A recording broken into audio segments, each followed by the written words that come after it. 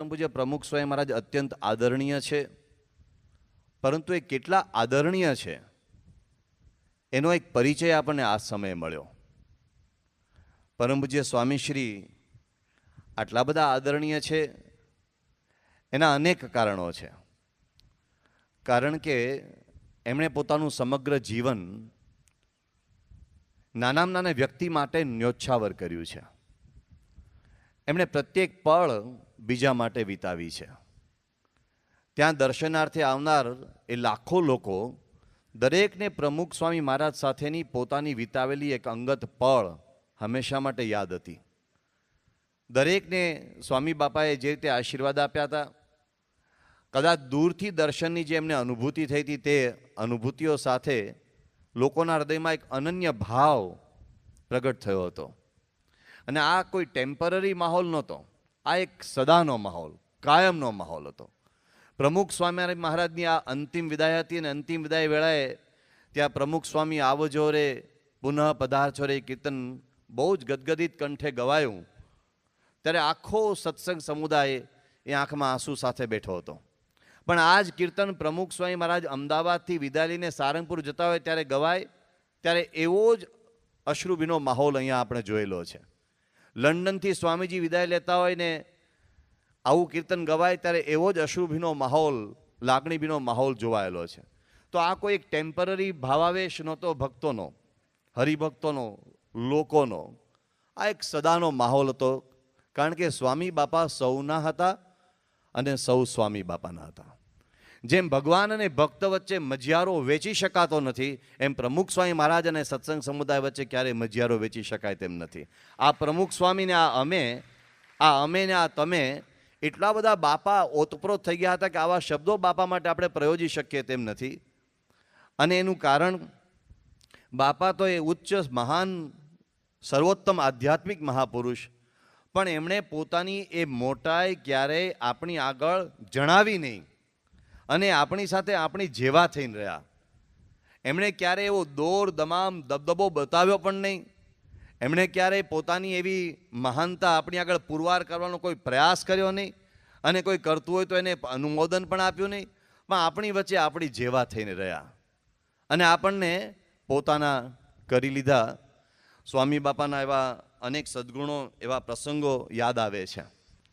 એક પ્રસંગ મને યાદ આવ્યો કે બાયપાસ સર્જરી પછી સ્વામી બાપાને પાછળ વાંસામાં બરાબર વેદના થતી હતી, એટલે પીડા થતી, એટલે આમ બરાબર આમ ખુલતો નહોતો વાંસો.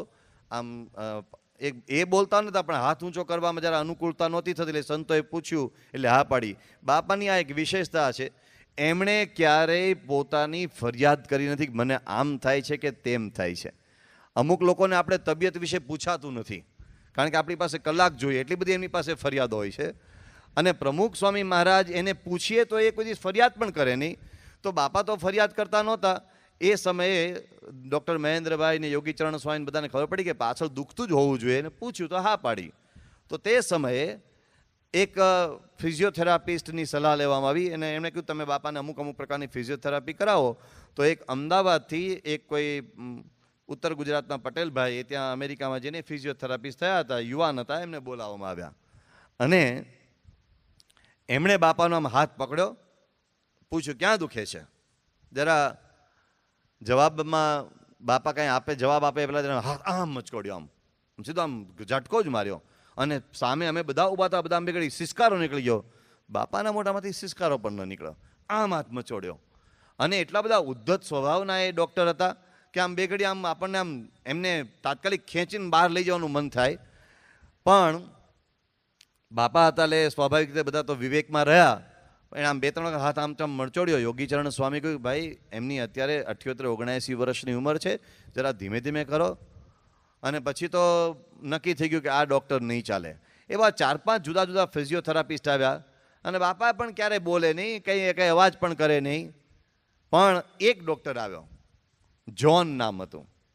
એ આવ્યો અને એણે એને પોર્ટફોલિયો જેવું ખોલ્યું અને આમ મૂક્યો એમાં એક ખાટલા જેવું કાઢ્યું, પોર્ટફોલિયોમાંથી એમ ખાટલા જેવું કાઢ્યું. એટલે આમ ખાટલો નહોતો, એક નાનું બેડ જેવું હતું, આમ ફોલ્ડિંગ બેડ. એણે આમ ફોલ્ડિંગ બેડ કાઢ્યું, એમાંથી 2 પગથિયા જેવું કાઢ્યું, પગથિયા નીચે મૂક્યા, એક CD પ્લેયર કાઢ્યું, એમાં સોંગ ઓફ સોલ નામની એક CD પ્લે કરી, બાજુનું સ્પીકર મૂક્યા, કંઈક સરસ મજાના 2 સુગંધીદાર એવા સ્પ્રે કર્યા, આમ વાતાવરણનો સ્પ્રે છાંટ્યા, અને પછી ધીમે રહીને બાપા પાસે આમ 2 હાથ જોડી અને આમ ઘૂંટણીએ પડી કહ્યું કે પ્લીઝ કમ.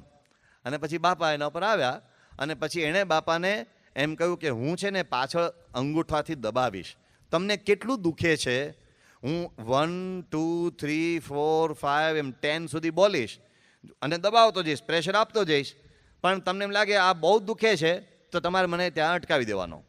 બાપા કે સારું. અને પહેલાં એનો અંગૂઠો દબાવ્યો જોરથી, 1 પછી 2 3 4 એમ કરતાં કરતાં 10 બોલી ગયો તો બાપા કંઈ બોલ્યા જ નહીં કે આપને દુખતું નથી.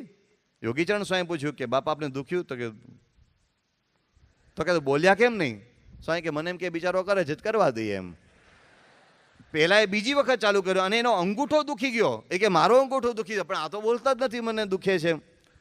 એણે કહ્યું સ્વામી તમને પીડા દુઃખ થાય છે, આ A ડિગ્રી B ડિગ્રી અને C ડિગ્રી કયા લેવલની પીડા થાય છે એ આપકો. એમાં પણ એક અક્ષર સુધા બોલ્યા નહીં. પછી એ જોન બિચારો ગયો અને બાપા છે ને એ પોતાના પલંગમાં આવ્યા, બહુ હસવા માંડ્યા. બાપા કે આપણને છે ને આ મટાડી દેશે. બધા કે કેમ? બાપા કે જ્યારથી આવ્યો ને ત્યારે મને ખબર પડી કે સ્વામી કે એનો ખાટલો ઘરેથી લઈને આવ્યો ને એટલે આપણને મટાડી દેશે. હસતા હતા એકદમ જ. પણ પહેલાં જોને એમ કહ્યું કે મેં મારી જિંદગીમાં આટલા સહનશીલ વ્યક્તિ જોયા નથી. એક વખત ડૉક્ટર A.B. મહેતા, બહુ જ મોટા કાર્ડિયોલોજીસ્ટ છે, એને સ્વામિનારાયણ પ્રકાશમાં મેં લખવાનું કહ્યું તો એને પૂછ્યું હતું. એમણે કહ્યું મારી જિંદગીમાં મેં આટલા સહનશીલ પેશન્ટ જોયા નથી. હું પ્રમુખ સ્વામી મહારાજ પાસે જાઉં, એમને તપાસું, એમને દવા આપું, આટલી બધી ત્યાં યોગીચરણ સ્વામી કે બીજા હોય એની સાથે હું ચર્ચા કરું, પણ પ્રમુખ સ્વામી મહારાજ એક વખત એમ પ્રશ્ન પૂછે નહીં કે મને શું થયું છે, મને હવે ક્યાં સુધી આ રીતે મારી આ ટ્રીટમેન્ટ ચાલશે, મારે કઈ દવા લેવાની, મારે શું પરેજી લેવાની, એ એક સવાલ પૂછે નહીં. અને એમાંય એન્જિયોગ્રાફીના ટેબલ ઉપર ગમે તેવો ડૉક્ટર આવે અને ગમે તેવો મોટો ધુરંધર આવે, ડૉક્ટર તો એને ખબર હોય ને કે મારી એન્જિયોગ્રાફી થવાની છે, એન્જિયોગ્રાફી શું કહેવાય, એ ઢીલા પડી જાય. અરે અંદરથી શું નીકળશે એ વિચાર માત્ર અંદરથી ઢીલા પડી જાય, ડૉક્ટર ઢીલા પડી જાય. પણ પ્રમુખ સ્વામી મહારાજ મેં એવા જોયા કે એન્જિયોગ્રાફીના ટેબલ ઉપર ખડખડાટ હસતા હોય, એને ક્યારેય પોતાના શરીરની ચિંતા રહી નથી. આવી એક વિશિષ્ટ દેહાતીત વ્યક્તિ, દેહાતીત